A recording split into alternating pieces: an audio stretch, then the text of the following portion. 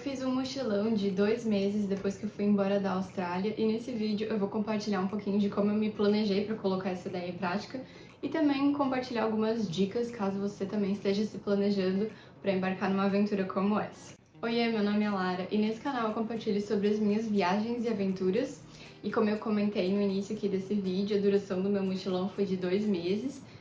Eu tô progressivamente publicando aqui no canal um pouquinho sobre como foi cada uma dessas experiências e achei que valia compartilhar sobre o planejamento, porque eu adoro falar sobre esse tema, principalmente em relação a viagens e tudo mais, planejamento de viagens. Então, a duração do meu mochilão foi de 2 meses. Depois que eu saí da Austrália, eu fiquei 1 semana na Nova Zelândia, 1 mês no Vietnã e 1 mês na Tailândia. Então aqui no canal você já encontra alguns vídeos sobre como foi cada uma dessas experiências individualmente. Então vamos direto ao ponto desse vídeo aqui, que é falar sobre planejamento, né? O primeiro passo foi justamente definir onde eu gostaria de ir, então definir quais países eu gostaria de visitar. Para daí sim eu organizar a questão de comprar passagens, definir as datas que eu gostaria de fazer e organizar todos os outros detalhes. Eu tinha claro que, em primeiro lugar, assim, eu gostaria de ter tudo planejado, então eu queria ter data para entrar e para sair de cada um dos voluntariados, e eu já gostaria de ter todas as passagens compradas. Então não foi um mochilão daquele tipo assim, vamos ver no que vai dar. Eu tinha data para entrar nos programas, eu tinha data para sair, eu já tinha uma passagem para o próximo local, então eu já fui com uma estrutura montada. Eu sei que muitas pessoas fazem um mochilão assim, começa em tal lugar e aí vai vendo como fica, se vai ficar mais tempo, se não vai, assim, não tenho certeza para qual país vai depois, mas eu queria ter essa estrutura porque para mim fazia sentido. Eu acho que cada pessoa, cada viajante tem aí suas características e é importante que você conheça a forma como você gosta de se planejar. Eu sabia também que eu gostaria muito de passar pela Nova Zelândia, já que eu fiz intercâmbio na Austrália, eu tava ali pertinho, eu queria muito conhecer a Nova Zelândia, todo mundo fala que é um lugar incrível, então eu tinha certeza que eu tentaria passar pela Nova Zelândia. Na verdade, essa foi a primeira coisa que eu defini, assim, passar 1 semana na Nova Zelândia, depois que eu resolvi aderir ao mochilão e visitar o Vietnã e a Tailândia também. Mas eu vou contar um pouquinho de como é que eu cheguei à conclusão de que eu gostaria de ir para esses 2 países. Eu pesquisei muito aqui no YouTube, pesquisei em outras redes sociais também sobre países em que as pessoas faziam mochilão no... eu vou colocar o termo aqui, porque agora eu não me lembro mais, Southeast Asia, que é mais a parte sudeste da Ásia. Então eu pesquisei bastante assim onde as pessoas estavam indo, como elas estavam indo, quanto tempo elas ficavam lá, principalmente nas redes sociais. A parte de segurança eu também pesquisei bastante, pesquisei no geral, assim, né, na internet, sobre países que eram bons para mulheres sozinhas viajarem. Então, se você vai viajar solo, eu acho que é um ponto importante de se considerar. O Vietnã já era, assim, quase uma certeza, porque eu tinha ouvido falar muito bem das experiências que as pessoas tinham no Vietnã, e eu fiquei muito curiosa. Eu conheço pessoas que já tinham ido, e eu já tinha visto a experiência delas no Instagram, por exemplo. Então, era um país, assim, que tinha 99% de chance de eu ir, e nessas pesquisas só comprovou que era uma boa ideia, então eu já tinha decidido Nova Zelândia e o Vietnã. Então eu continuei pesquisando, né, quais seriam as outras opções, e aí eu fiquei entre Tailândia, Filipinas e Indonésia. Uma coisa que eu levei muito em consideração para decidir os destinos foi a estação do ano e a probabilidade de terem monções, porque em alguns países da Ásia, durante o verão, eles têm muita chuva e dá alagamento, então assim, você não consegue aproveitar quase nada. Então eu fiz uma planilha mais ou menos assim de como estaria o clima, se estaria um clima favorável de eu ir até lá na data em que eu pretendia, porque assim, eu saí da Austrália em novembro, então eu tinha ali dezembro e janeiro para planejar meu mochilão, e visualizando isso numa planilha eu sabia que, por exemplo, a Indonésia não seria uma opção para mim, porque pelo que eu pesquisei, era época de monções. Então eu não quis arriscar de ir até lá, ter uma experiência, ter assim, uma experiência não, assim, que eu ia me frustrar. Eu queria muito ir porque eu conheci algumas pessoas que estavam lá na Austrália que foram, mas enfim, não rolou. E eu também, beleza, vou ver quais são as outras opções. Eu fiquei entre as Filipinas e a Tailândia. No final das contas, eu pesquisei sobre mais detalhes, assim, de como era visitar cada um desses lugares. Também dei uma olhadinha nos programas de voluntariado, porque eu fiz voluntariado, né? Enfim, no final das contas, depois de muita pesquisa nas redes sociais, no Google, assistindo vlogs, vídeos aqui pelo YouTube, eu decidi visitar a Tailândia no final do meu mochilão. O segundo passo, então, seria escolher os programas de voluntariado que eu ia fazer. Eu fiz todos eles pela Worldpackers, que é uma plataforma de voluntariado. Isso não é uma publi, eu tô falando aqui como foi a minha experiência. Eu peguei um dos planos deles, o plano intermediário, e analisando assim quais eram as opções, eu achei que fazia sentido. Eu usei o suporte para testar, para ver se realmente era assim confiável mesmo, né? Porque como eu tava viajando sozinha, eu nunca tinha feito voluntariado. Eu queria garantir que eu tivesse essa segurança de fazer através de uma plataforma e, enfim, escolhi a Worldpackers e todos os programas de voluntariado que eu fiz foram por lá. Quando eu escolhi esse plano da Worldpackers, então, eu já tinha salvo alguns programas que me interessaram, então eu fui favoritando o que fazia sentido pra mim no Vietnã e na Tailândia.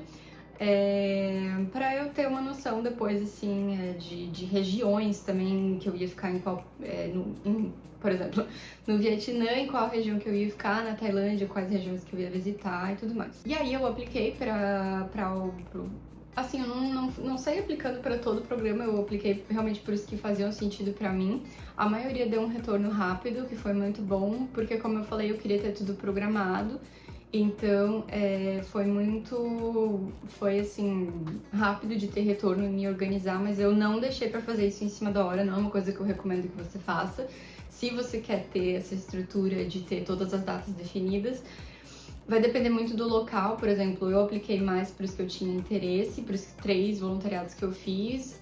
Um não me deu retorno e o outro me respondeu que as datas eram muito distantes, então não fazia sentido para eles me garantir a vaga e comentaram que era para eu entrar em contato mais perto da data e tudo mais. Uma vez que eles deram um retorno, então, estava tudo confirmado, eu tinha as datas de entrada, as datas de saída, e o próximo passo foi arcar com as despesas, porque como eu comentei, eu queria ter passagem, tudo certinho.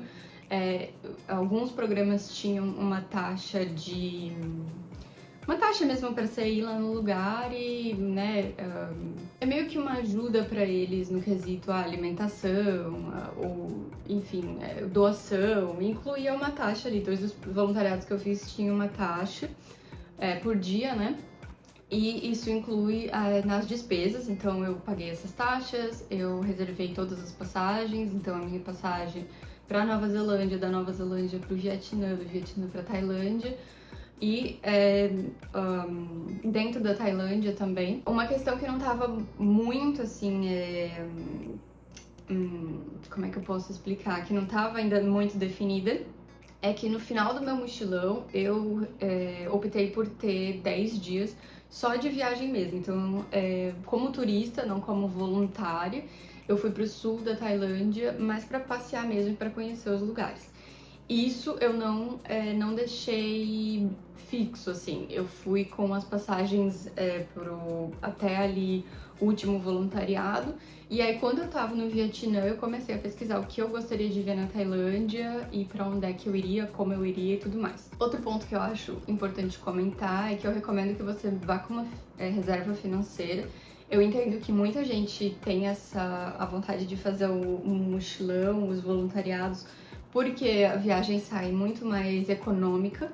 Eu entendo porque eu também tenho esse pensamento e realmente, assim, é uma baita diferença. Eu consigo ver porque na Nova Zelândia eu não fiz voluntariado e em uma semana de Nova Zelândia, se for colocar na ponta do lápis, aí eu tenho até medo de comparar. Mas, enfim, mesmo assim, mesmo que você queira economizar cada centavo, na minha opinião, vale você esperar um pouquinho, focar ali em guardar dinheiro e ir com uma reserva financeira, até porque você acaba aproveitando muito mais, você acaba, por exemplo, em finais de semana eu fui em passeios, eu aproveitei para conhecer as regiões em que eu tava e me deu mais segurança de caso aconteça alguma coisa, eu tenho como me virar, eu tava sozinha, eu tava em países que eu nunca tinha visitado, que eu não dominava a língua, mesmo falando inglês, não é todo lugar que todo mundo fala inglês, então eu preferia ter essa reserva financeira. Eu até comentei em um vídeo aqui do canal, comentando atualizações, que eu tinha ido embora da Austrália e tal, que eu trabalhei muito na Austrália antes de embarcar nessa aventura, porque eu queria ter essa reserva e essa segurança a mais. Então a próxima despesa, acredito que é o próprio mochilão. Eu vou mostrar um pouquinho dele aqui, eu posso fazer um vídeo só falando sobre ele, se vocês quiserem. Esse aqui é o meu baby, que me acompanhou nas aventuras. Eu comprei o mochilão em uma loja da Austrália, em um outlet, nessa loja aqui, Mountain Warehouse. É um mochilão de 65 litros, ele é bem grande, eu imagino que esse tamanho seja um médio. Ela é toda reforçada, assim, então tem essa parte aqui, aqui nas costas e tal. E uma coisa que eu acho muito legal são essa estrutura aqui que vai no quadril, que eu não senti absolutamente dor nas costas nenhuma, e eu tenho escoliose. Então, assim, a mochila foi super confortável. Era um BO toda a vida que eu ia enfiar minhas coisas para ir pro próximo lugar? Sim.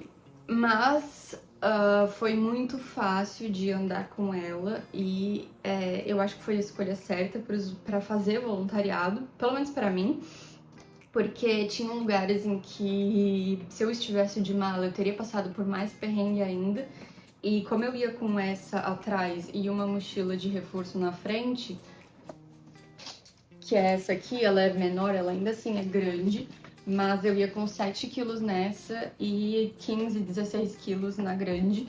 Então eu ia com uma na frente e uma atrás e equilibrava bem, eu não sentia dor nenhuma, não me sentia cansada. No começo foi, assim, complicado, porque eu não estava acostumada, mas com o passar das viagens, assim, conforme a troca dos destinos ia acontecendo e eu ia usando mais a mochila, eu fui ficando bem acostumada. E aquela alça que tem no quadril, a moça da loja comentou que todo o peso da mochila vai ficar no quadril. Então ela não pesou no meu ombro, que foi maravilhoso. Eu mal sentia que ela tava nas minhas costas e eu tava carregando 15 e 16 quilos nela. Então todo o peso ficava no quadril e ela foi super confortável. Ela também tem muitas repartições e eu usei divisores para as roupas, para os cosméticos e para alguns cacarecos que eu tinha, né? Assim, coisas que você acaba levando numa viagem. Então eu tinha os divisores, mas a mochila em si também tinha muita repartição, que era maravilhoso, porque com o passar da viagem eu tinha ainda mais cacarecos, e aí eu conseguia enfiar em qualquer lugar da mochila, e era muito bom. Ela também tem vários negocinhos que você consegue apertar e aí meio que configurar ela como é melhor pra você. A estrutura das costas também é muito boa, porque, né, é aquele reforço, então ficou bem confortável mesmo.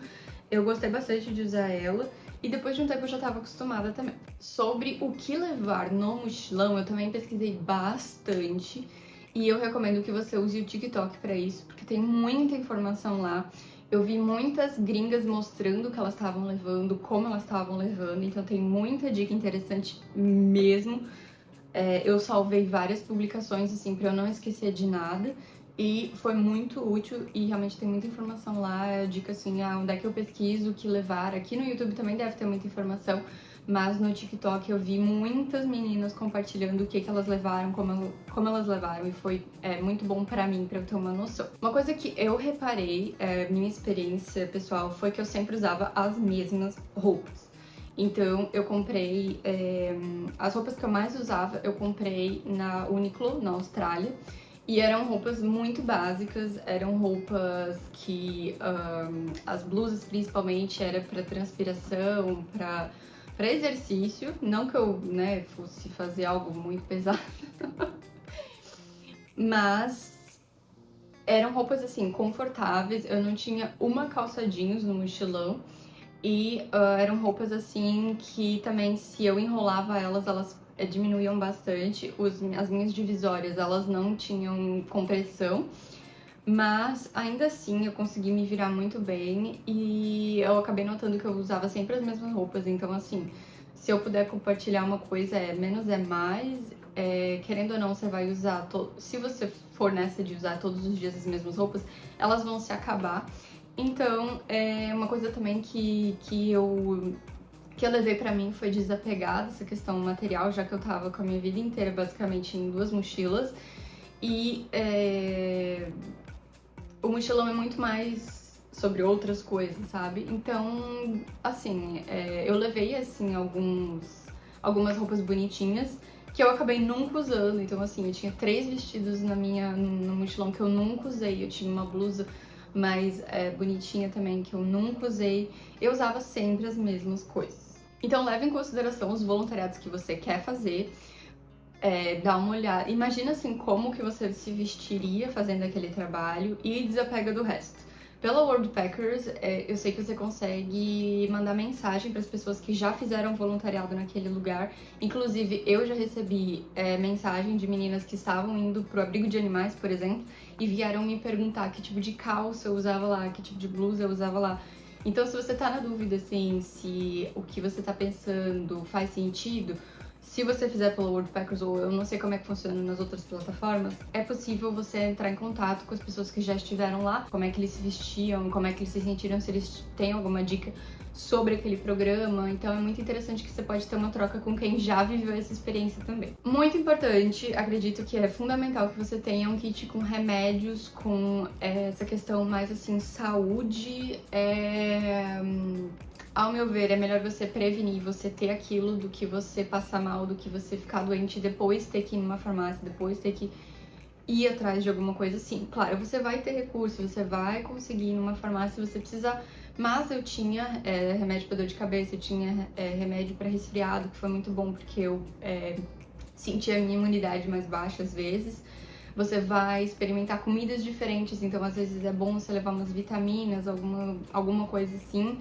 Eu tinha, por exemplo, umas cápsulas que eu comprei na Austrália para evitar a questão da Bali Belly. Eu não sei como é que fala em outros países da Ásia, mas é intoxicação alimentar.